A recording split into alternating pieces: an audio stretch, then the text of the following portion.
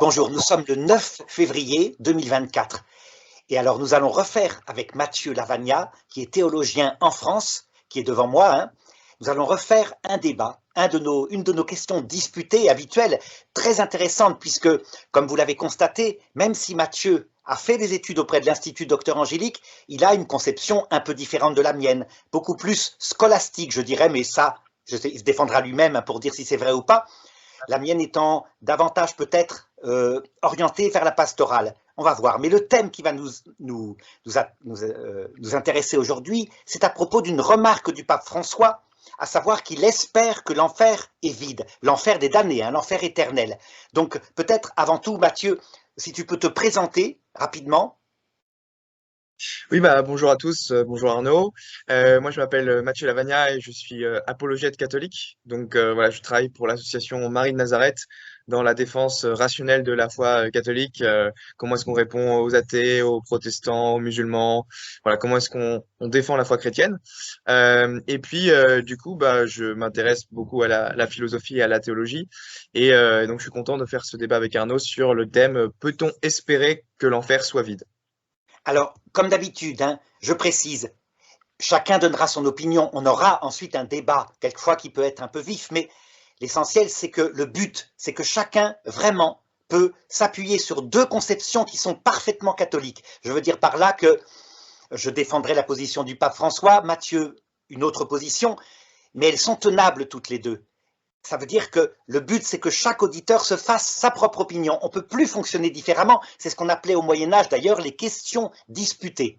Alors d'abord, premier point, il faut qu'on précise ce que c'est que l'enfer des damnés, l'enfer éternel, et qu'on le précise de manière vivante. Donc je vais m'exprimer, Mathieu, tu vas corriger si tu n'es pas d'accord sur un point, mais à ce niveau-là, je crois qu'on est à peu près d'accord.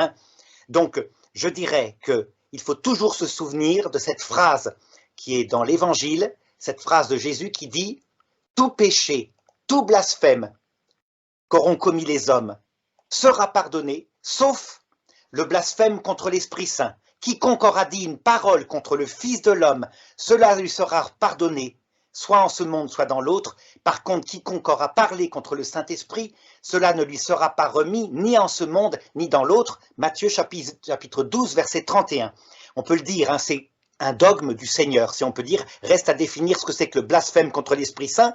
Et bien là-dessus, on peut s'appuyer sur le catéchisme de l'Église catholique qui dit que l'enfer est un choix, c'est un acte de liberté, numéro 1033, qui dit « Un homme peut choisir librement de ne pas aimer Dieu ».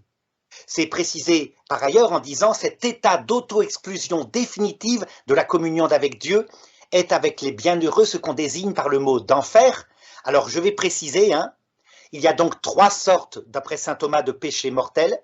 Le péché contre le Père. Pourquoi? Parce qu'au Père, on attribue la toute-puissance en Dieu. Ça ne veut pas dire que le Fils n'est pas puissant, mais disons que tout procède du Père. Donc, le péché mortel de faiblesse est appelé un péché mortel contre le Père. C'est par exemple un homme qui, pris par sa sensualité, trompe sa femme. C'est sûr qu'il tue la confiance avec sa femme et avec Dieu dans l'acte qu'il fait, c'est logique. Deuxièmement, il y a le péché contre le Fils, parce qu'on attribue dans la Trinité la connaissance au Verbe. Le Verbe, c'est le Fils, et donc tout péché mortel ayant une certaine ignorance, une part d'ignorance, c'est un péché contre le Fils. Par exemple, quand des gens crient à mort à Jésus, qui est le Messie, et Jésus dit « Père, pardonne-leur, ils ne savent pas ce qu'ils font ». Il y a une part d'ignorance, évidemment. Comme dit saint Paul, jamais ils n'auraient crié ça s'ils avaient su que c'était le Seigneur de la gloire. Et donc le péché contre l'Esprit Saint, puisque le Saint-Esprit procède du Père et du Fils, c'est un amour réciproque, et c'est la personne de cet amour réciproque dans la Trinité. Il procède donc de la puissance et de la connaissance, et donc un péché où il n'y aurait strictement aucune espèce de faiblesse, aucune, on est parfaitement maître de soi. Et deuxièmement, aucune espèce d'ignorance, on sait parfaitement ce qu'on sait, y compris les conséquences éternelles. Ce qui veut dire que ce péché contre l'Esprit Saint, pour être commis, il faut être certainement croyant, un peu théologien, et que face au Christ à l'heure de la mort, évidemment, là, si quelqu'un le rejette en toute lucidité, c'est un péché contre l'Esprit Saint obligatoirement. Ce qui fait que un homme qui arriverait après cette rencontre, après la mort, donc en état de péché mortel, c'est obligatoirement un péché contre l'Esprit Saint puisque le Christ l'a accueilli. Ça, c'est une doctrine de sainte Faustine plutôt, l'a accueilli dans le passage de la mort. Ça serait, c'est un choix obligatoirement libre. Je veux dire par là que la personne n'a aucune excuse dans ce cas-là. On voit bien, il n'y a ni ignorance ni faiblesse. Voilà un petit peu la définition. Est-ce que tu es d'accord avec ça? Est-ce que tu aurais une correction à ajouter? Moi, je suis d'accord avec le fait que l'enfer, c'est un, comme le catéchisme le dit, un état d'auto-exclusion définitive, donc un rejet conscient et délibéré de l'amour divin. Je pense aussi que voilà, tous ceux qui sont en enfer le sont librement par un rejet conscient du Christ et de son Église. Ça, on est d'accord là-dessus. Après, moi, je m'en tiendrai tout simplement à ce qu'enseigne le catéchisme, à savoir que toute personne qui meurt en état de péché mortel meurt en enfer, enfin, va directement en enfer pour y subir des peines diverses. Et les conditions données par le catéchisme pour qu'un péché mortel soit commis, c'est qu'il faut que la matière soit grave, que le péché soit commis en pleine connaissance de cause, et que ça soit suffisamment libre et délibéré, voilà, pour que on puisse Non, attribuer pas ça à un suffisamment, hein. péché Que mortel. ça soit parfaitement libre, pleinement délibéré. C'est important parce que s'il y avait une quelconque ignorance, une quelconque faiblesse, ça serait ce que je t'ai appelé le péché contre le Père ou le péché contre le Fils. Voilà.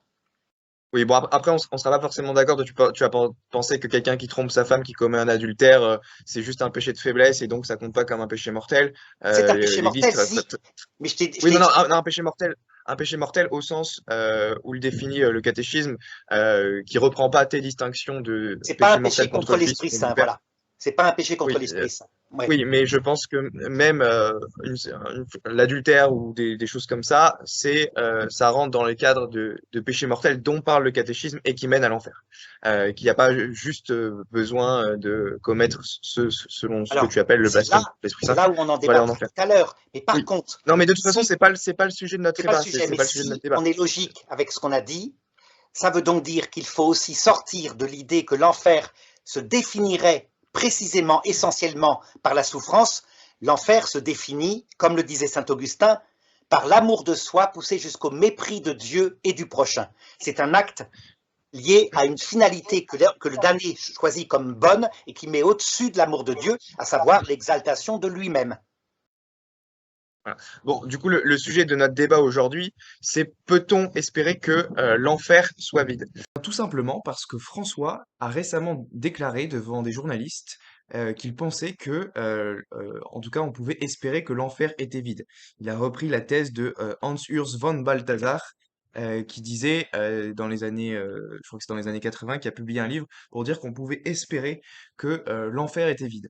Et donc François a repris la thèse suivante en disant, ce que je vais dire n'est pas un dogme de foi, c'est quelque chose qui m'est personnel, mais qui me plaît. Il me plaît de penser que l'enfer est vide. J'espère que c'est une réalité. Cette affirmation n'est évidemment pas un enseignement du magistère, encore moins un enseignement infaillible, et donc elle n'a strictement aucune autorité sur les fidèles. Donc les catholiques sont tout à fait libres de critiquer cet avis du pape et d'exprimer leur désaccord. Alors moi, mon argument central contre la théorie de l'espérance de l'enfer vide, ça va être le suivant.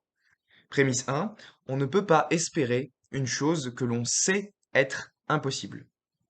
Prémisse 2, or nous savons par la révélation qu'il est impossible que l'enfer soit vide. Conclusion, donc on ne peut pas espérer que l'enfer soit vide. À conclusion s'ensuit logiquement des prémisses, donc il faut les examiner une par une. Pour ce qui est de la prémisse 1, je dirais que c'est une évidence. Si l'on sait à l'avance qu'une chose est impossible, c'est-à-dire qu'elle ne pourra jamais se réaliser, alors il serait parfaitement irrationnel de continuer à espérer qu'elle se réalise.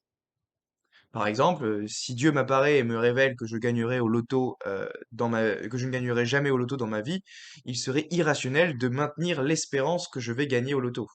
Ce serait tout à fait stupide de ma part de continuer à espérer cette chose-là alors que on m'a révélé que ça n'aurait jamais lieu, que ça serait impossible.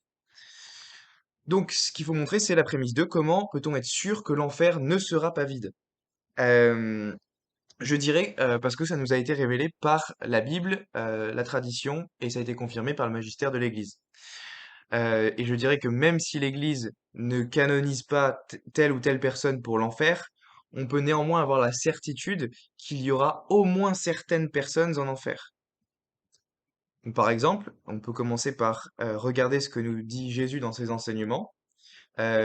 Jésus affirme qu'il reviendra à la fin du monde pour juger les vivants et les morts. Donc dans le texte de Matthieu 25, il nous dit: Lorsque le Fils de l'homme viendra dans sa gloire avec tous les anges, il s'assiera sur le trône de sa gloire. Toutes les nations seront assemblées devant lui.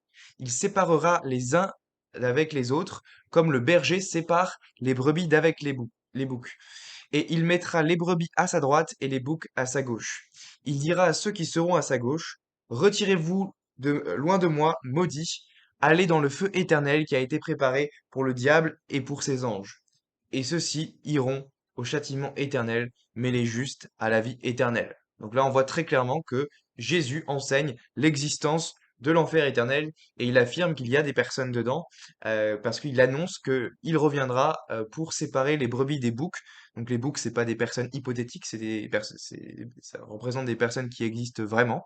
Et donc voilà, le Christ annonce qu'il reviendra à la fin du temps pour damner certaines personnes. Il donne aussi la parabole du bon grain et de l'ivraie, en précisant que l'ivraie, dans cette parabole, ce sont les fils du malin. Et il affirme ensuite la chose suivante. Comme on arrache l'ivraie qu'on la jette au feu, il en sera de même à la fin du monde. Le Fils de l'homme enverra ses anges qui arracheront de son royaume tous les scandales et ceux qui commettent l'iniquité. Et ils les jetteront dans la fournaise ardente où il y aura des pleurs et des grincements de dents. Donc très clairement, voilà, le Christ dit qu'à la fin du monde, il va séparer le bon grain de l'ivraie. Et l'ivraie, c'est pas juste quelque chose enfin, c'est quelque chose de symbolique, mais qui représente des personnes réelles qui sont appelées les fils du malin euh, en Matthieu 13, 38.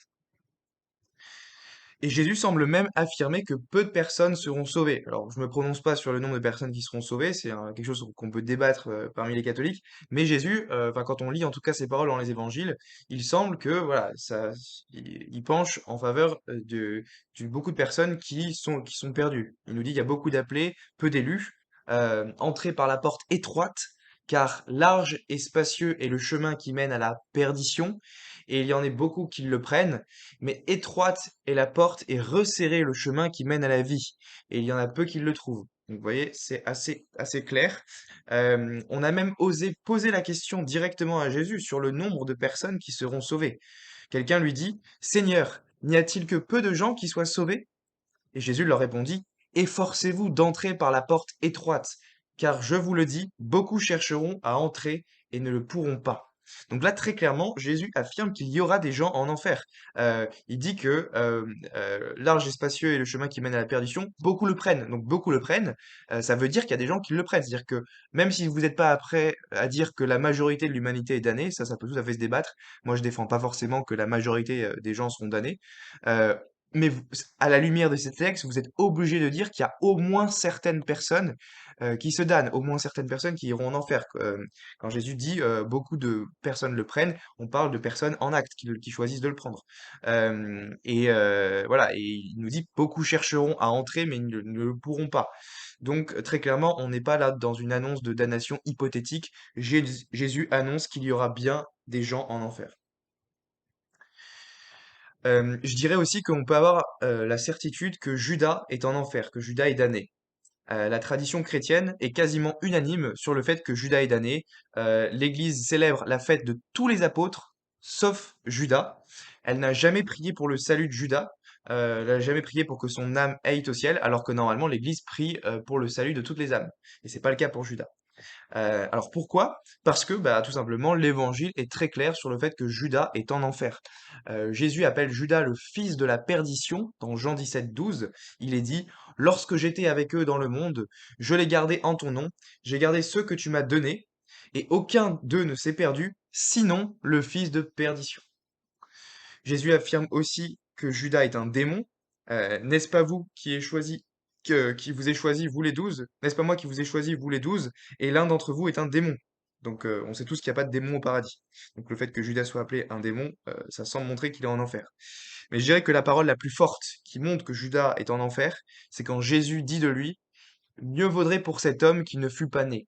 Et ça, en fait, c'est une parole très très forte quand on y pense. Parce que il vaut mieux passer un temps très très très très très long au purgatoire et finir par être sauvé, finir par aller au paradis, que de ne pas naître du tout. Donc, je dirais qu'on peut formaliser l'argument pour la damnation de Judas de la manière suivante. Prémisse 1, Jésus affirme à propos de Judas qu'il aurait mieux valu pour lui de ne pas naître du tout. Ça, c'est ce qu'on vient voir en citant Matthieu 26, 24. Or, si une personne finit par arriver au paradis, eh bien, il aurait mieux valu pour cette personne de naître, puisque son existence lui aura apporté au total une infinité de bonheur, une infinité de joie. Et donc, de ces deux prémices, il s'ensuit que Judas n'est pas au paradis, et donc il est en enfer. Donc ça me semble être un argument très clair. On a aussi la Bible qui nous affirme de manière très claire que Sodome et Gomorrhe sont en enfer, en acte, hein, c'est-à-dire ils y sont vraiment. Il suffit de lire Jude 1,7.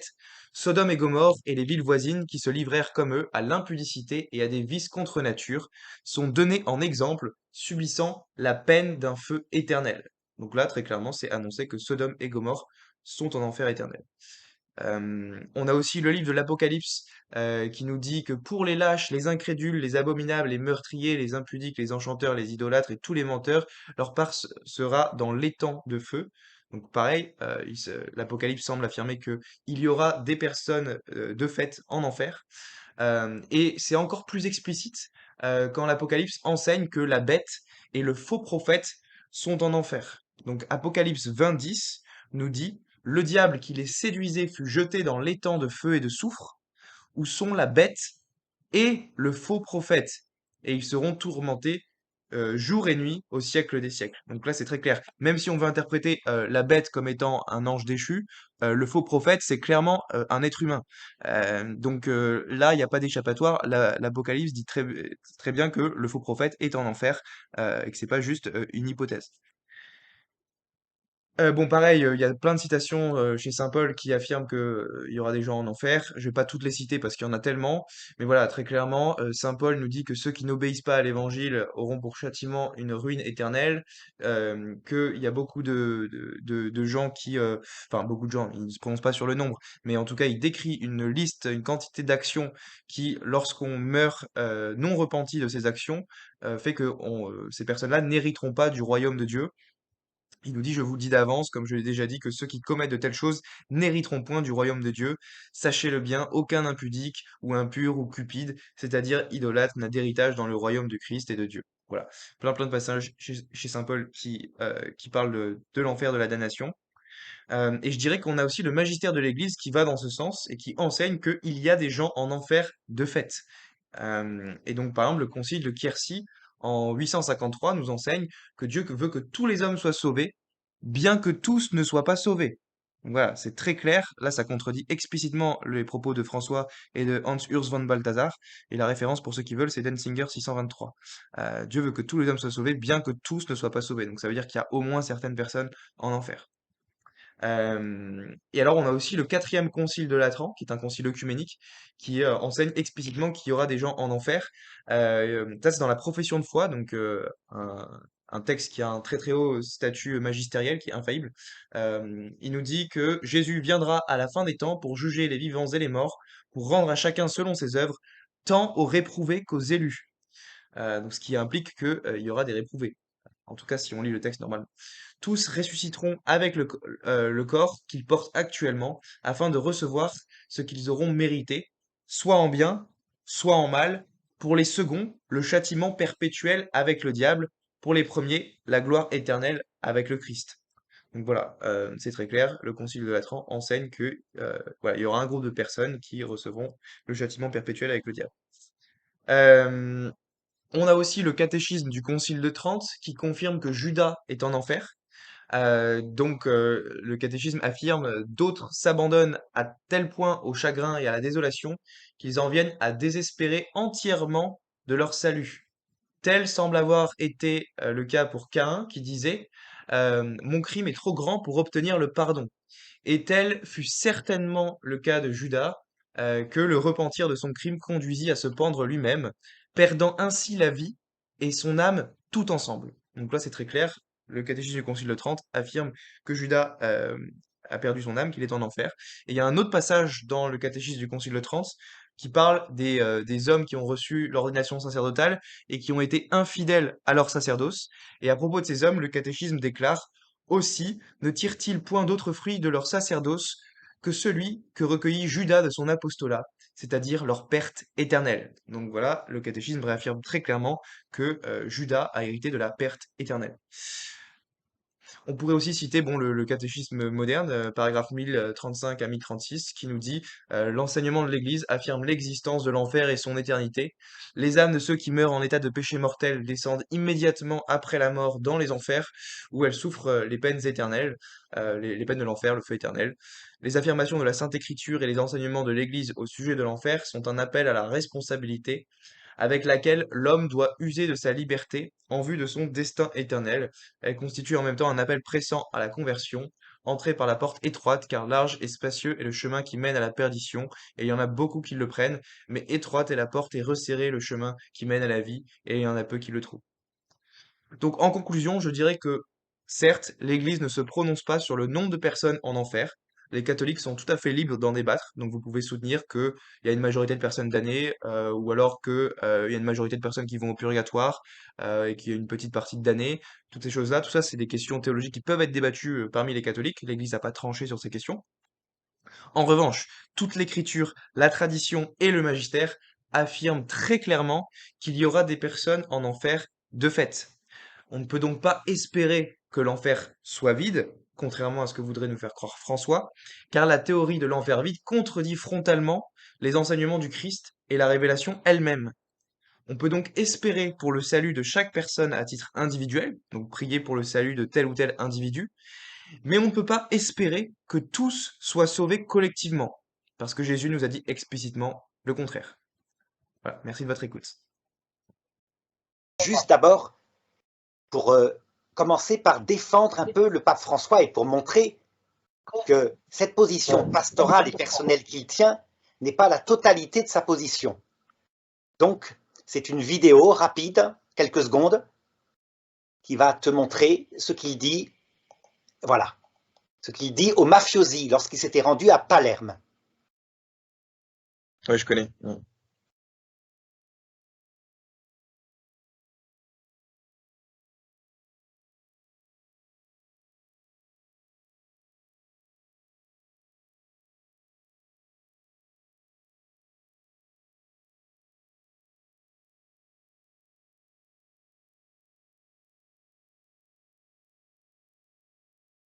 Donc Mathieu, ce que je dirais, c'est qu'en fait, tu fais typiquement ce qu'on appelle un choix.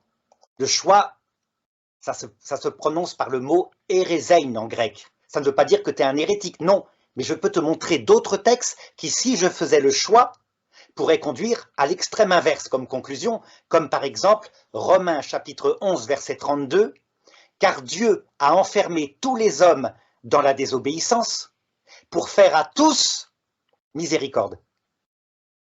Tu vois, mais je ne vais pas faire ce choix-là, puisqu'il faut prendre toute l'écriture. Ce que je voudrais simplement te montrer, c'est que la position que tu tiens en faisant des choix, effectivement, dans des textes, y compris des textes du magistère, présente plusieurs inconvénients. Premièrement, une prophétie, comme tu le sais, peut être de deux choses, de deux façons. Il y a des prophéties de prédestination, et toi tu durcis les textes en disant « tout cela, ce sont des prophéties de prédestination », je répondrais « oui, pour les démons. Nous savons qu'il y a des anges révoltés en enfer. » C'est clair, et là, il n'y a pas possibilité d'en contourner. Par contre, il peut y avoir des prophéties de menaces, ça veut dire hypothétiques, comme fait le pape François aux mafiosi, si vous ne vous convertissez pas, vous irez en enfer. Et donc, les textes de l'écriture, est-ce qu'ils sont prédestination ou menace? La chose n'est pas si claire. Et pour le prouver, je vais te montrer ce que la scolastique, avec la même logique que la tienne, a pu conclure. La scolastique, c'est donc la pensée la plus profonde de la théologie catholique, mais ce n'est pas le magistère. Elle a été fondée, on peut le dire, globalement par saint Augustin. Elle a été reprise par les grands théologiens comme Pierre Lombard, développée par saint Thomas d'Aquin, etc. La scolastique, à peu près unanimement, conclut qu'à peu près 99, c'est un chiffre global, hein, des gens sont damnés. Pour une raison simple, dit-elle, c'est qu'il suffit de regarder les prophéties qui montrent de manière allégorique ce qui se passera pour le salut éternel, comme par exemple la prophétie de l'arche de Noé. Une génération entière présente sur terre est noyée par un déluge qui symbolise la damnation, Et en tout, il y a seulement 8 personnes qui sont sauvées. Et c'est vrai, et c'est insisté, c'est affirmé, et ces 8 personnes se retrouvent vivantes, elles offrent ensuite un sacrifice, etc. Saint Thomas d'Aquin en conclut, on a là une parabole qui montre un peu la proportion de ceux qui sont damnés. Et d'ailleurs, il va très loin, Saint Thomas d'Aquin, puisqu'il dit, si on regarde exactement, on peut arriver assez facilement à deviner qui est damné. Évidemment, quelqu'un qui est en état de péché contre l'Esprit Saint, donc qui, sachant que Jésus est le Messie, mépriserait son salut, il n'y a pas de problème. Mais il va plus loin, il dit, les chrétiens qui meurent en état de faiblesse, mais en état de péché mortel, donc contre le Père, eh bien, ils n'ont pas pu se confesser, la mort arrive comme un voleur, comme Jésus le disait, ils arrivent après la mort en état de péché mortel, ils sont donc damnés pour l'éternité. Il pousse aussi la chose par rapport au péché originel, qui pour lui n'est pas un péché mortel volontaire, mais qui est un état de mort spirituelle choisi par Adam et Ève. Et donc, tous les bébés morts sans baptême sont damnés pour l'éternité. Pour lui, saint Thomas d'Aquin dit, ils n'auront pas de souffrance parce qu'ils n'ont rien fait de mal, mais saint Augustin, lui qui connaissait peut-être mieux la nature humaine, dit, ils auront forcément de la souffrance puisque ce sont des petits êtres humains, ils sont faits pour voir Dieu et ils ne le verront jamais. Donc leur âme, éternellement, entre ce monde et l'autre, séparée de Dieu, aura obligatoirement aussi une souffrance. Donc voilà, cette chose-là, tu l'admets, hein, l'histoire de la damnation des bébés morts sans baptême, le pape Benoît XVI a bien montré que ça posait problème, surtout à cause du Concile Vatican II, quand Gaudium et Spes 22.5 dit « Nous devons tenir que le salut sera proposé à tout homme par un moyen connu de Dieu, un moyen que l'Église reconnaît ignoré. » Donc, maintenant, regarde un petit peu la conclusion par rapport à saint Thomas d'Aquin. C'est très bien ce qu'il a dit, sauf que il a oublié, ainsi que la scolastique, de regarder ce que sont devenus ces gens qui étaient morts au moment du déluge, et que unanimement, tous les pères de l'Église, tous les docteurs de l'Église, jusqu'au XXe siècle, mettaient en enfer. Regarde, la première épître de Saint Pierre, chapitre 3, verset 19. Il est dit ceci, « C'est lui, Jésus, qui s'en est allé même prêcher aux esprits en prison. » Je continue, « à ceux qui jadis avaient refusé de croire. » Donc c'est bien un péché grave. Il y a le déluge, il voit Noé qui construit son arche, il refuse de croire. Lorsque temporisait la longanimité de Dieu au jour où Noé construisait l'arche, dans lequel un tout petit nombre, en tout 8 personnes, furent sauvées à travers l'eau, et il continue, c'est pour cela en effet que même aux morts, en Hadès, a été annoncée la bonne nouvelle, afin que jugés selon les hommes dans la chair, ces gens-là vivent maintenant selon Dieu dans l'esprit. Ce qui veut dire qu'en réalité, ces gens qu'on croyait damnés étaient dans l'Hadès. L'Hadès, c'est un lieu entre ce monde et l'autre, et ils n'avaient pas, c'est ce que le pape Benoît XVI développera dans son encyclique Spe Salvi, il disait, ils n'avaient pas encore reçu la sentence finale. Ils étaient dans un lieu intermédiaire que tu remarqueras, saint Thomas d'Aquin a fait disparaître en disant le Christ est donc descendu dans ce lieu le vendredi saint, et maintenant, il n'y a plus d'Hadès, ce n'est plus la peine. Donc les gens meurent et instantanément, le jugement arrive, ils sont damnés ou ils sont sauvés. Mais c'est une théorie scolastique. Le problème maintenant, c'est que quand tu regardes un petit peu la parabole, ou plutôt l'histoire du riche et de Lazare, qui te décrit un homme riche qui se retrouve dans un lieu de souffrance que la Bible appelle l'Hadès, et un lieu où il meurt de soif et il supplie Abraham de lui apporter un petit peu d'eau. Et Abraham lui répond, « Ah non, c'est impossible, il y a un espace entre vous et nous pour que vous ne puissiez pas venir ici et que nous ne puissions pas venir vers vous. » Du coup, unanimement, à 100%, les pères de l'Église en ont conclu que ce riche était dans l'enfer éternel, forcément, puisqu'on ne peut pas venir le sauver. Par contre, quand il voyait son attitude qui était bizarre, parce qu'il priait pour ses frères, pour que Abraham aille les prévenir de ne pas venir dans ce lieu, il se disait, c'est très simple, parce qu'ils ne veulent pas que ses frères viennent le rejoindre, il souffrirait encore plus de leur présence. Alors qu'en fait, quand on regarde les choses profondément, on voit plutôt une bonne volonté. Un damné, on le sait, c'est l'inverse, il est révolté contre Dieu, il voudrait que tous se damnent pour que le nombre des révoltés soit le plus grand possible et que Dieu puisse ainsi changer ses plans, c'est-à-dire donner la vision béatifique indépendamment de l'humilité et de l'amour. Ça veut dire quoi? Les pères unanimement ont mis le riche en enfer, sauf un, c'est le pape Benoît XVI, avec une certaine hésitation, dans son encyclique Spe Salvi 44-45, où il dit dans cette histoire du riche et de Lazare, on voit que c'est là que petit à petit, en contemplant cette histoire, s'est développée la doctrine du purgatoire. Ce qui veut dire que des théologiens actuels sont en train de dire, attention, on parlait des enfers. Il faudrait bien réfléchir que parmi les enfers, peut-être certains qu'on a pris comme l'enfer éternel étaient en fait l'Hadès et qu'ils continueraient d'exister. Donc, un lieu pour les âmes très méchantes, où le Christ ne serait pas encore apparu, il serait dans le passage de la mort, exactement comme les gens du déluge. Ils apprendraient là leur propre misère, ils avaleraient leur propre méchanceté, et petit à petit, peut-être pour certains d'entre eux, il finirait par y avoir conversion, et le Christ viendrait les chercher dans leur grande souffrance, et là, en larmes, repentant, ayant beaucoup souffert, ils reviendraient vers lui, ils seraient pardonnés. Ce qui veut dire, et je conclurai par là, je te laisserai parler après, que, à mon avis, il faut être beaucoup plus humble que cela. Quand tu considères que saint Thomas d'Aquin mettait 99% des gens en enfer, et que maintenant, on se rend compte qu'il y a un texte qu'il n'a pas repéré, qui montre que ces gens qu'il mettait en enfer, en fait, étaient dans l'Hadès, qu'ils ont été sauvés, ben, il faudrait peut-être être plus prudent. Et c'est vrai, quand tu dis qu'il n'y a pas de canonisation au sens, un décret appuyé par des miracles de Dieu qui dirait qu'une personne est en enfer, cela prouve que le pape a le droit, tout à fait, d'espérer que les grands méchants, y compris les mafiosi, peut-être après des siècles dans l'Hadès, le Christ vienne les chercher, et qu'après la mort, du coup, se soient repentis. Qu'il y ait donc une possibilité de réintroduire une planche de salut qui s'appelle l'Hadès et que la scolastique avait détruite. Voilà. Ok, Arnaud, là, comment dire, déjà, le chiffre des 99%, je sais pas où tu le sors, je Non, pense non, que c'est une c'est un statistique chiffre que à tu as la louche. inventé.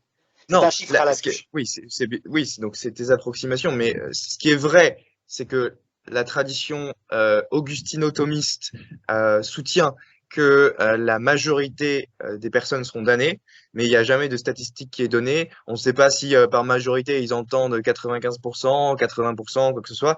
On n'en sait rien.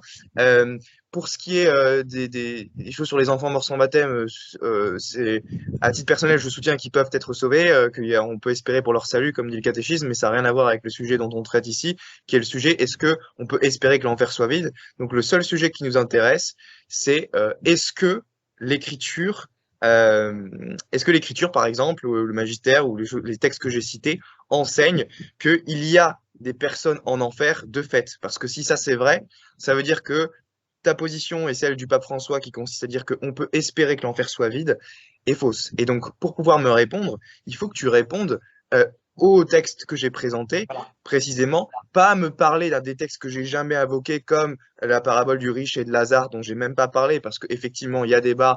On peut légitimement soutenir, comme l'a fait Benoît XVI, qu'il est au purgatoire.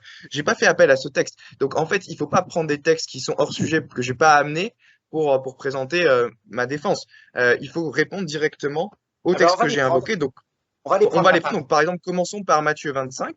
Donc, peut-être que je refais le partage d'écran, comme ça tout le monde peut l'avoir. C'est pas la peine, tu lis, ça ira bien. Donc, je vais le lire. Donc, Matthieu 25, le Christ nous dit lorsque le Fils de l'homme viendra dans sa gloire avec tous ses gens, il s'assiera sur le trône de sa gloire. Toutes les nations seront assemblées devant lui. Il séparera les uns avec les autres, comme le berger sépare les brebis et les boucs, et il mettra les brebis à sa droite et les boucs à sa gauche.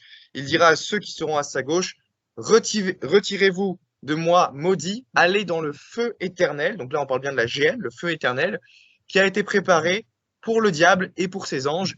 Et ceux-ci iront au châtiment éternel, mais les justes à la vie éternelle. Donc là, on ne parle pas du Sheol ou de l'Hadès, on parle bien de la géhenne, du châtiment éternel avec le feu. Et Jésus annonce que c'est ce qui va arriver, que c'est lui qui va arriver à la fin du monde, qui va séparer les brebis et les boucs et qui va émettre ce jugement.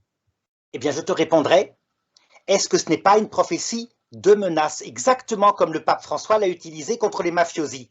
À savoir que dans l'interprétation de ce texte, il y a eu plusieurs façons de faire. Il y a eu ceux qui ont dit ça désigne des personnes et ceux qui ont dit ça désigne des péchés pour ceux qui se repentent. Mais y a-t-il effectivement quelqu'un qui serait dans un état de... Attends, j'ai quelque chose qui se déclenche, voilà, qui serait en état de blasphème contre l'Esprit Saint de fait et qui donc serait uni tellement à son péché qu'il irait en enfer? Tout dépend justement. Si tu prends le cas de Judas, dont tu as parlé tout à l'heure, tu as dit, avec des textes très forts, c'est peut-être le plus fort de tous les textes de l'Écriture.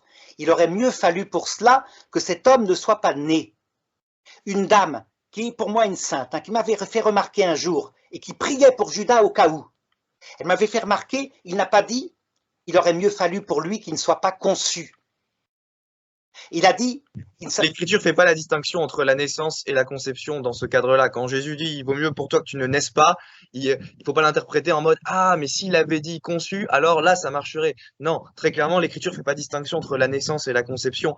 Donc, quand Jésus dit à Judas « il aurait mieux fallu pour toi que tu ne sois pas né », c'est évident que y a pas de tu peux pas invoquer la différence entre la conception et la naissance pour justifier qu'il soit sauvé. Parce qu'en gros, sinon, ça voudrait dire que si on modifiait la parole de Jésus et qu'on remplaçait le mot naissance par conception, là, tu admettrais que la thèse du pape François est fausse et que Judas est en enfer? J'amènerais tout à fait.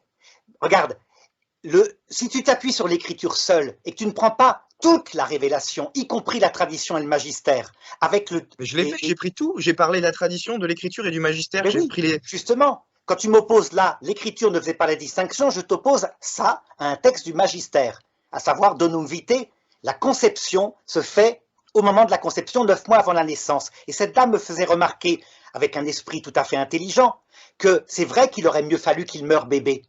Parce qu'il n'aurait pas vécu sur terre, il n'aurait pas commis cette trahison.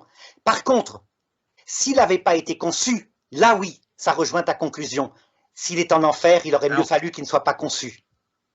Je dirais que si on prend le texte, il s'agit d'une métonymie. Donc, en fait, par naissance, c'est désigner le fait de venir à l'existence. Le concept de naissance qui est employé dans ce texte, ça veut dire le fait de venir à l'existence. Et donc, il n'y a pas l'écriture, elle fait pas la distinction entre la naissance et la conception. L'écriture ne fait pas la distinction, mais le magistère le fait. Et donc, tu dois en tenir compte. Le magistère, le catéchisme de Concile de Trente dit que Judas est en enfer, Arnaud. Il le dit à deux reprises. Et toute la tradition met Judas en enfer. J'ai essayé de trouver des voix dissonantes. Et à part Origène, à part Origène et quelques cas isolés, la tradition est unanime sur le fait que Judas est en enfer. Parce qu'il est appelé le fils de la perdition. Il est appelé le fils de la perdition. Même Saint Pierre, dans Acte 1, 25, dit qu'il est allé dans son lieu à lui. D'accord? Donc, tu ne trouveras aucune voix dissonante pour dire que le riche de la parabole n'est pas en enfer. Aucune. Sauf à partir de Benoît XVI. C'est unanime. Ça veut dire ça, t'en sais rien. Enfin, je suis sûr, il y a des personnes qui ont pu défendre. J'ai cherché chez tous les pères de l'Église, sans exception, ils le mettent en enfer. Sans exception. Oui, bon, le riche, c'est débattable, mais par contre, le fait de dire, je suis désolé, mais si je dis à propos de toi, Arnaud, il aurait mieux fallu pour toi que tu ne naisses pas, moi, je soutiens que il n'y a pas de différence entre la naissance et la conception, que dans ce cas-là, le concept de naissance, ça veut dire le fait de venir à l'existence. Tu vois, cette petite dame dont je t'ai parlé, qui était sainte, elle m'a dit, il y a une distinction précise. Elle a aucune autorité, cette petite dame. Elle est bien gentille, mais cette dame n'est pas une théologienne, c'est pas le magistère, c'est pas l'écriture. Donc tu peux pas me justifier des arguments en disant « Oh, une petite dame m'a dit que… » C'est pas valide comme argument, ça, Arnaud. Parce que l'argument des sages et des intelligents est de se servir de la logique, uniquement la logique. Et c'est précis. Par exemple, avec la logique, on est obligé effectivement de mettre les bébés morts sans baptême dans une damnation éternelle, puisque après la mort, il n'y a pas de conversion. Et que la mort, logiquement, on la définit comme l'arrêt du cœur. Oui, mais il y a la logique et puis il y a la cohérence. La cohérence, c'est quoi? C'est le regard sur l'amour de Jésus, qui fait que, quelquefois, quand une conclusion logique est aberrante par rapport à l'amour de Jésus, c'est que tu te dis que quelque part, ta logique s'est trompée.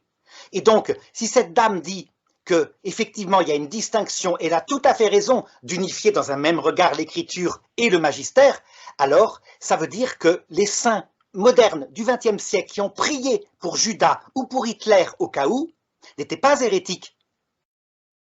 Attends, je dis pas que quelqu'un qui prie pour le salut d'Hitler ou Judas est hérétique, hein, c'est pas du tout ma thèse. Essaye de pas me représenter mal ma position, s'il te plaît. Je dis que on peut prier pour le salut, même pour le salut d'Hitler, c'est possible de prier parce qu'on n'a pas la certitude que Hitler est en enfer, même si je dirais que c'est très très très probable. Pour Judas, on en a la certitude parce que Jésus nous l'a révélé. Il l'appelle le fils de la perdition. Il dit à propos de lui qu'il aurait mieux fallu qu'il ne soit pas né. Et c'est très clair. Mathieu, C'est-à-dire que même Saint moi Pierre dit qu'il est allé dans son lieu à lui dans Acte 1, je te 25. prends pour la Euh, première fois dans une contradiction logique. Tu viens de me dire que si on dit l'inverse sur Judas, on n'est pas hérétique, tout en me disant que le magistère dit qu'il est en enfer. Or, non, attention, je termine. Laisse-moi Attends, finir la non, phrase. Arnaud. Non, j'ai dit que prier pour le salut de Judas, comme l'a fait cette gentille dame, euh, c'est pas hérétique parce que Si, pour être hérétique, si il le faut magistère consciemment te nier dit, un dogme révélé par l'Église. si Et c'est un cette dame, dogme, elle est pas forcément consciente que l'Écriture implique que Judas est en enfer. Et pour que ça soit hérétique, il faudrait que l'Église ait déclaré solennellement un dogme ou à travers son magistère tu ordinaire viens et de me universel montrer une des vérité révélée. dogmes Donc, présents dans le magistère où il est marqué que Judas était damné. Et tu me l'as dit toi-même. Et donc, après ça, tu me dis, donc le pape François ne peut pas affirmer ça, mais il n'est pas hérétique. Il y a une contradiction. Si je prends ta pure logique, en réalité, je vais te dire ce que je pense, c'est que le pape François, c'est un pasteur, comme toujours. Ça veut dire que les théologiens ont du mal à le comprendre parce que lui, il regarde le chemin que les hommes peuvent faire. Et un peu comme tous les pasteurs, il espère que même les mafiosi, le Seigneur ne va pas leur apparaître tout de suite à l'heure de la mort comme un juge, mais va les laisser mariner dans leur péché, dans l'Hadès. Comme le disait le pape Benoît XVI en Spésalvi attends, l'Hadès 44-45. n'existe plus, Arnaud. L'Hadès n'existe plus. C'était Après pour le les thomisme. patriarches de l'Ancien Testament, l'Hadès. Non, maintenant il reste que le purgatoire, l'AGN et le paradis. L'Hadès, ça n'existe plus. Mathieu, je vais te lire un texte de Spésalvi qui va te montrer que l'Hadès n'existe toujours. Il n'existe plus chez la scolastique. C'est la scolastique qui Mais d'ailleurs... non, mais non, non, l'Hadès existait. C'est là où Jésus est descendu, quand il est descendu aux enfers, c'est là où il est descendu pour prêcher l'évangile aux patriarches de l'Ancien Testament, à tous ceux qui ont précédé la venue du Christ. Mais depuis ça, depuis que l'évangile leur a été prêché, il n'existe plus. Il n'y a que le paradis, le purgatoire et l'enfer. Et ça, c'est la base de la théologie catholique, Arnaud. Non, Mathieu, c'est la base. Ok, cite-moi un seul théologien qui dit C'est que très simple. l'Hadès. Le catéchisme de l'Église catholique, tout simplement. Oui, le catéchisme en parle, mais pas comme un lieu existant aujourd'hui, ici et maintenant. Ben, tu vas voir. Bien sûr que non. On va voir. C'est ce qui est plus simple, hein. C'est qu'il faut regarder. Et bref, non, mais c'est pas le sujet. Réponds-moi sur le texte de Si, Matthieu 25. c'est tout à fait le sujet, Mathieu. On Non, est tout à non, fait parce dans... qu'il faut que tu répondes au passage des évangiles que j'ai cités. Parce que. Mais justement, on va d'abord terminer de régler ce problème-là, à savoir, est-ce que l'Hadès existe encore? C'est tout à fait fondamental. Si l'Hadès n'existe plus, c'est-à-dire s'il n'y a pas la mort, l'Hadès au sens de la mort, qui est un passage, un lieu où des âmes, eh bien parce qu'elles ne sont pas prêtes, restent à errer. Dans ce cas-là, c'est les dominicains qui ont raison. Tu sais peut-être que l'évangélisation de la Chine ne s'est pas faite sur ce sujet-là. Les jésuites... Attends, ne me parle pas de l'évangélisation de la Chine. Restons sur le sujet. Mathieu, ne me coupe pas, laisse-moi développer jusqu'au bout, s'il te plaît. Tu verras que je suis dans le sujet. Ce sujet-là, l'existence de la mort, donc d'âme errante, a été le problème entre les dominicains et les jésuites. Les jésuites disaient, la prière des Chinois pour les âmes errantes, c'est tout à fait assumable par la théologie. Ils s'appuyaient sur ça, sur Saint Malachie, sur Saint Patrick, des théologiens gaéliques. Les dominicains ont répondu comme toi, non, les âmes errantes n'existent pas. L'Hadès a disparu. Ce sont des hérétiques. J'ai pas dit que les âmes errantes n'existaient pas, Arnaud. Les âmes errantes, c'est pas les âmes qui sont dans l'Hadès ou dans le Shéol. Si, Je suis c'est la désolé. même chose. Non. Mais non, bien sûr que non. Mathieu, les âmes errantes, c'est des âmes qui sont entre ce monde et l'autre et qui n'ont pas reçu encore le jugement. C'est Oui, mais elles chose... sont pas aux enfers. Les Shéol, c'est un sous-ensemble de l'enfer, Arnaud. Et les âmes errantes ne sont pas aux enfers. Mathieu, Ça n'a pas elles de sens. sont dans l'Hadès. L'Hadès, ça veut dire L'Hadès entre ce n'existe monde plus, et Arnaud. l'autre. T'es le premier qui me dit que l'Hadès existe. Enfin, c'est Non, encore c'est pas le aujourd'hui. premier. C'est uniquement parce que tu ne connais que la théologie scolastique, qui depuis saint Augustin a dit C'est ça. pas la scolastique, Arnaud. Je m'appuie sur le catéchisme. J'ai jamais Non, cité saint Thomas une puisque seule fois dans mon exposé. Mathieu, Je m'appuie sur le catéchisme pourquoi et l'écriture. Je vais te citer un texte du catéchisme de l'Église catholique. Tu vas pas me dire que ce qu'il est hérétique, tout de même. C'est pas possible. À ce moment-là, ça voudrait dire qu'il faut que tu écrives en urgence au pape. Regarde. Alors attends, je vais te retrouver.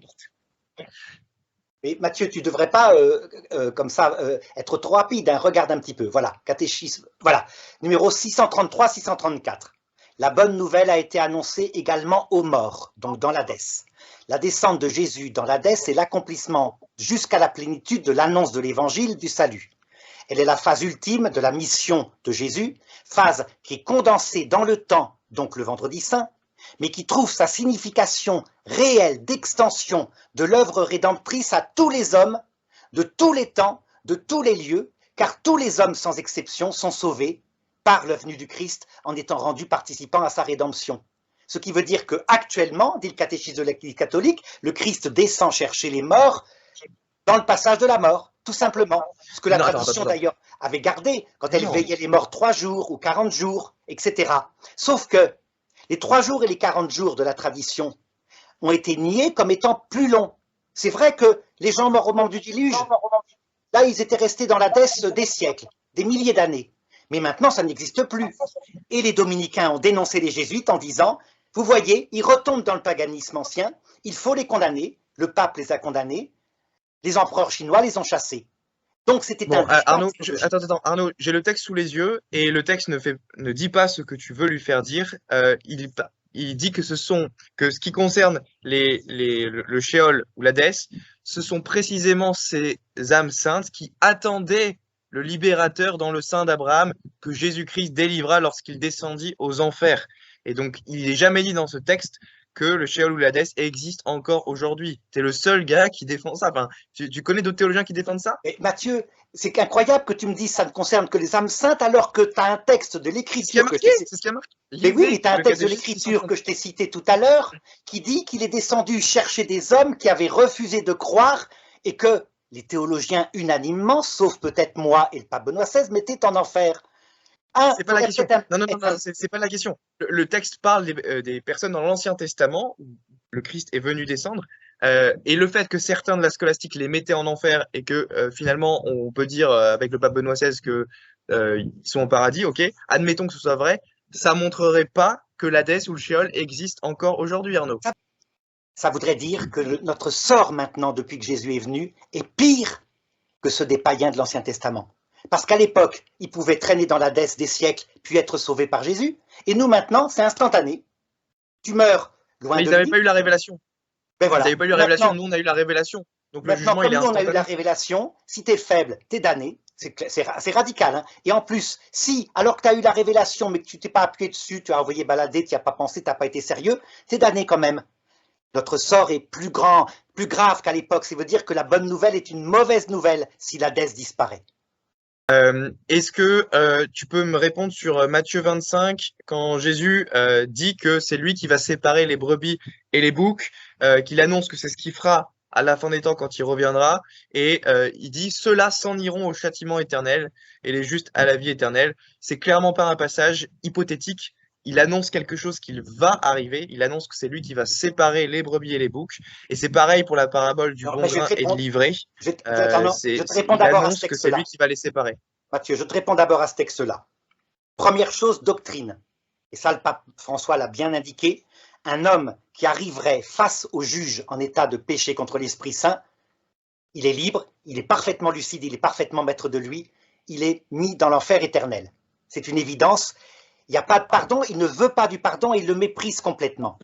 Deuxième chose, un homme qui arriverait à l'heure de la mort et que nous pouvions estimer en état de péché mortel, mais qui, dans le passage de la mort, dont parle le pape Benoît XVI, dans l'Hadès, là, tout d'un coup, se convertirait, changerait d'idée et face au Christ arriverait repentant, ayant eu cette planche du salut, l'Hadès dont tu dis qu'il a disparu. Alors, dans ce cas-là, il n'est pas en état de péché contre l'Esprit Saint, il nous a paru mourir en état de péché mortel, mais dans le passage de la mort, il s'est converti. Dans ce cas-là, il est juste séparé de son péché et il est sauvé, comme à travers un feu, c'est-à-dire à travers le purgatoire. Donc, est-ce qu'il y a quelqu'un maintenant, dit le pape François, qui serait vraiment jusqu'au bout face au Christ, là, en état de péché contre l'Esprit Saint? Le pape François dit, j'espère que non, j'espère que la plupart, face aux efforts que fait le Christ dans l'Hadès pour essayer de les convertir, eh bien j'espère que tous y finiront par céder. Un peu comme ces âmes mortes au moment du déluge, dans le refus d'obéissance, donc dans un état de péché mortel évident, et qui pourtant, ils ont peut-être mis 10 000 ans, mais ils se sont convertis. c'est une possibilité. Ce qui serait hérétique, c'est si le pape disait « J'espère qu'un jour, des gens qui sont dans l'enfer éternel seront pardonnés par Dieu et sortiront. » Non, ça c'est la doctrine d'Origène, elle est condamnée. Il n'y a pas de problème. Dans l'enfer éternel, on n'en sort jamais, non pas parce qu'on ne peut pas, mais parce qu'on ne veut pas. On a choisi, on ne change jamais d'idée. À toi. Ok, tout ça, c'est intéressant si tu veux, mais ça ne répond pas à ce que dit le texte. Jésus dit ceux-là s'en iront au châtiment éternel. Il ne parle pas du Sheol ou de l'Hadès, il parle de la géhenne, parce qu'au Sheol et à l'Hadès, on ne subit pas un châtiment éternel. Oui, donc c'est ce que je t'ai dit. Sur ce S'ils sont en état de péché contre l'Esprit Saint face au juge, là, après que tout ait été tenté, il y aura des gens damnés. Mais quant à savoir s'il y en a réellement... Mais ça, là, Jésus dit qu'il y en a, il dit qu'il va arriver à la fin du monde, séparer les brebis et les boucs, et il va dire à certains, allez-vous-en loin de moi, maudits, dans le feu éternel. C'est ce qu'il dit aussi pour la parabole du bon vin et de l'ivraie, quand il dit que ceux qui livraient, ce sont les fils du démon, je ne sais plus exactement ce qui est dit. Faut que tu enlèves ton partage d'écran parce que la voix est saccadée, c'est les Mathieu. petits malins. Et ici, comme on arrache l'ivraie et qu'on la jette au feu, il en sera de même à la fin du monde. Il en sera de même à la fin du monde. Donc ça veut dire que ça va arriver. Le Fils de l'homme enverra ses anges qui arracheront de son royaume tous les scandales et ceux qui connaissent l'iniquité, et ils jetteront dans la fournaise ardente. Ils les jetteront dans la fournaise ardente, là où il y aura des pleurs et des grincements de dents. Donc là, Mathieu, il faut que tu enlèves ton partage d'écran. Enlève ton partage d'écran parce que ta voix est saccadée.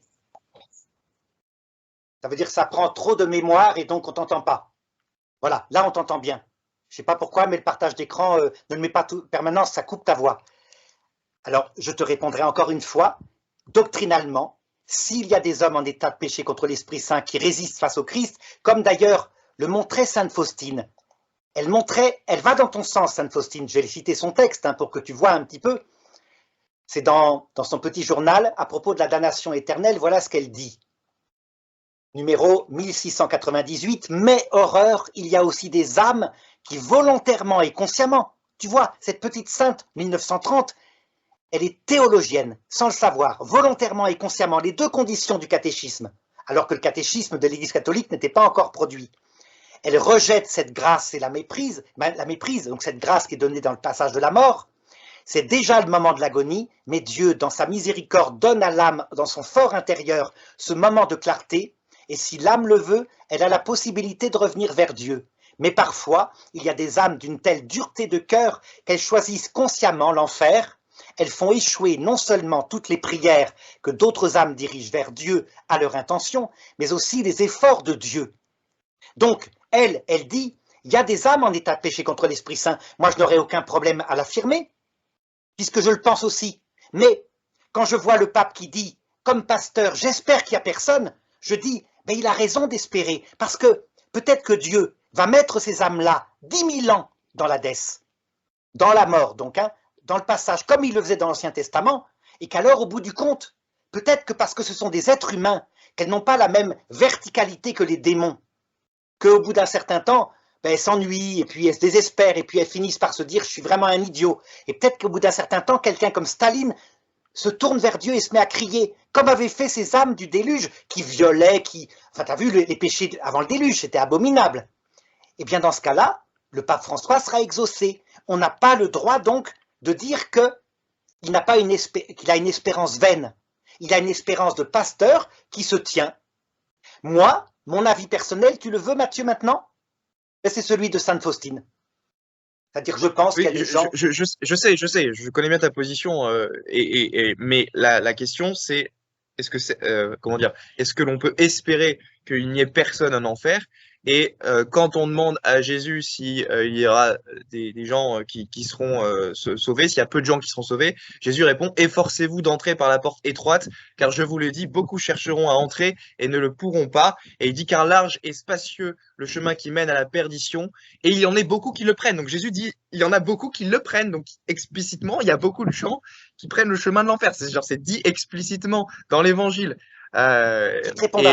Étroite et la porte est resserrée et le chemin qui mène à la vie, il y en a peu qui le trouvent. Donc ça, c'est Jésus qui annonce qu'il y en a beaucoup qui prennent le chemin de la perdition et qu'il y en a peu qui trouvent le chemin de la vie. C'est pas hypothétique, c'est pas peut-être que... non, c'est Jésus qui le dit.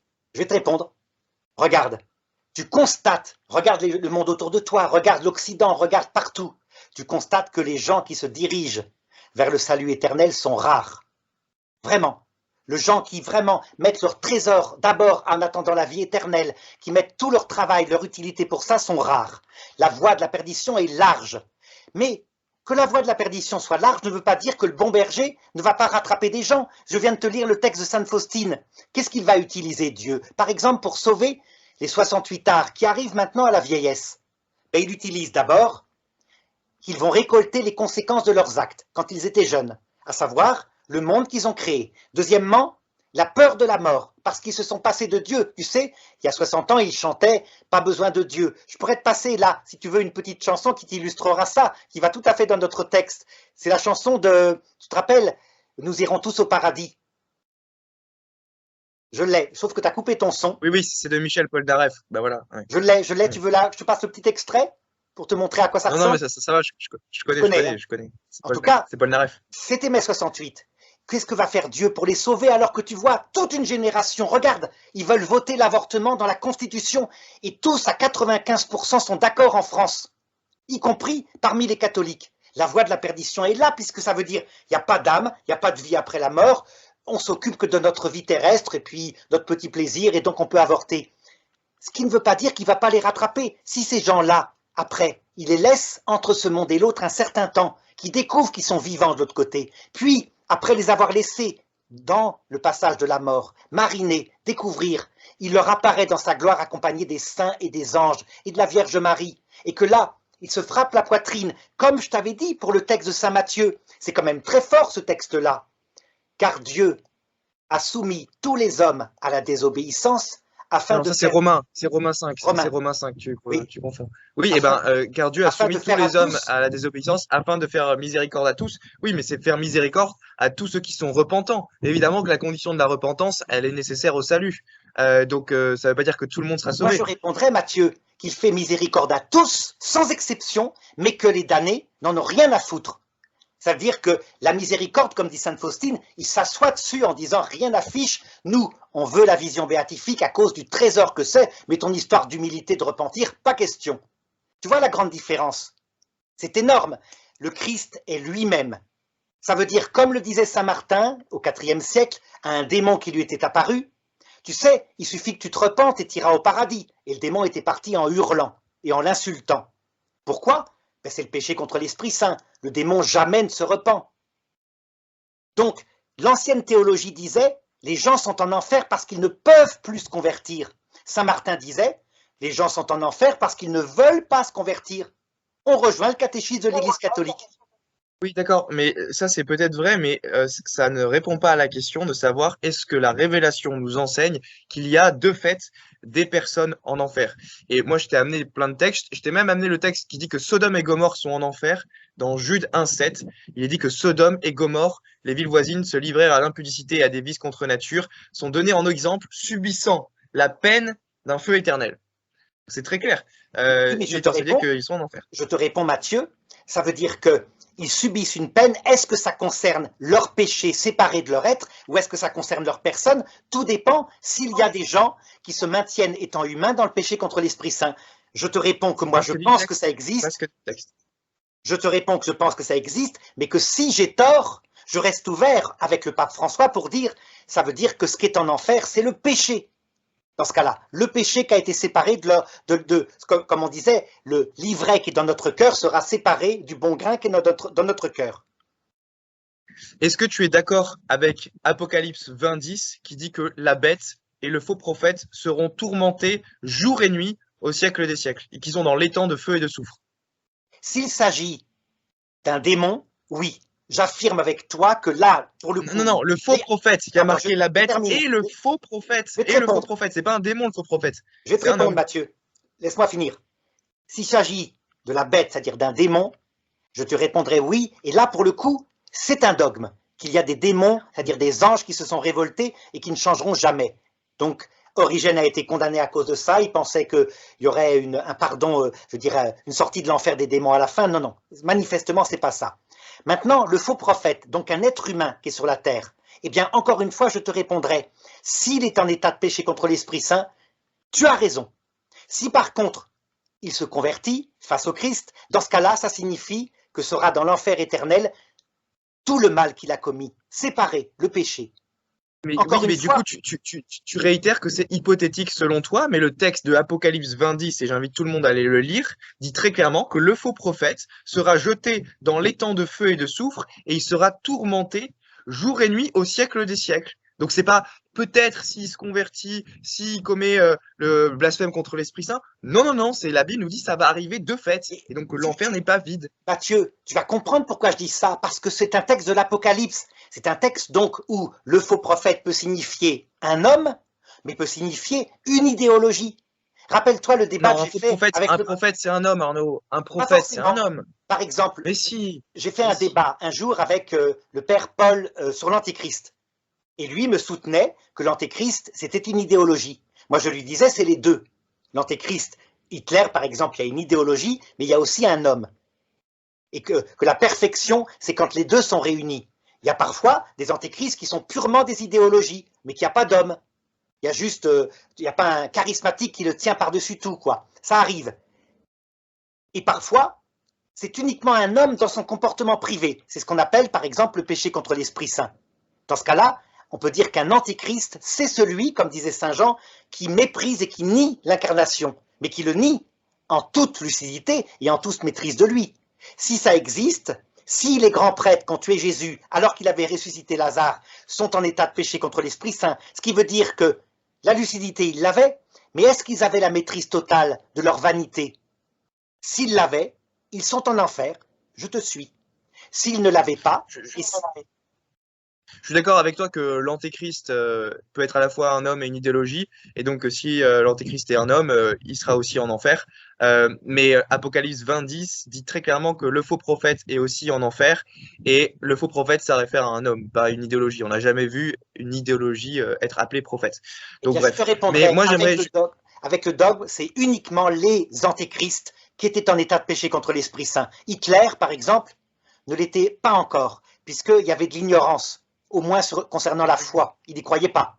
d'accord. Hitler, je dis pas que Hitler est 100% en enfer, que c'est 2 fois que Hitler est en enfer, qu'on est obligé de tous croire que Hitler est en enfer. Moi, je pense que c'est très probable, mais je l'affirme pas comme argument. J'affirme comme argument ce que nous dit la révélation, savoir la Bible, et je m'appuie sur des versets bibliques, sur Sodome et Gomorrhe, Jude 1:7, Apocalypse 20:10 sur le faux prophète, sur l'Antéchrist aussi. Bref. Et d'ailleurs, le magistère de l'Église confirme, parce que il est dit que Dieu, le magistère dit, Dieu veut que tous les hommes soient sauvés, bien qu'ils ne soient pas tous Tu l'as sauvés. déjà cité. Donc ça veut dire qu'il y a des gens en enfer. Tu l'as déjà cité, sauf qu'encore une fois, le texte a été précisé dans le Concile Vatican II, par exemple. Dieu veut que tous les hommes soient sauvés, ce qui ne veut pas dire qu'ils sont tous sauvés. Ça veut dire qu'on maintient la possibilité du blasphème contre l'Esprit Saint. Et je maintiens pour te dire que je ne sais pas de manière infaillible s'il y a un homme qui a commis un blasphème contre l'Esprit Saint. Le pape François a donc une possibilité de l'affirmer sans être hérétique. Si jamais, par contre, ce que tu dis était dogmatique, ça voudrait dire que là, il a dit une hérésie. Ça serait logique. Le texte auquel je fais référence dit bien que tous ne soient pas sauvés. Donc tu peux dire oui, mais 1300 ans plus tard, le Concile Vatican II a enfin rétabli les choses. Déjà, non, le Concile Vatican II ne nie pas, ne contredit pas ce texte qui est dans le Denzinger 623 pour ceux qui veulent la référence. Et en plus, tu me dis si ma position est vraie, ça veut dire que le pape François est hérétique. Je n'ai jamais accusé le pape François d'être un hérétique. Après, pas logique. là, son propos, on pourrait dire que matériellement, il contient une hérésie, mais il l'a dit devant des journalistes, ça n'a aucune autorité magistérielle, et l'Église, elle protège le pape que quand il parle dans le cadre de son magistère, que quand il veut enseigner la foi. Là, il protège pas du tout ce qu'il peut dire devant des journalistes. Ça veut dire qu'il l'est à titre individuel.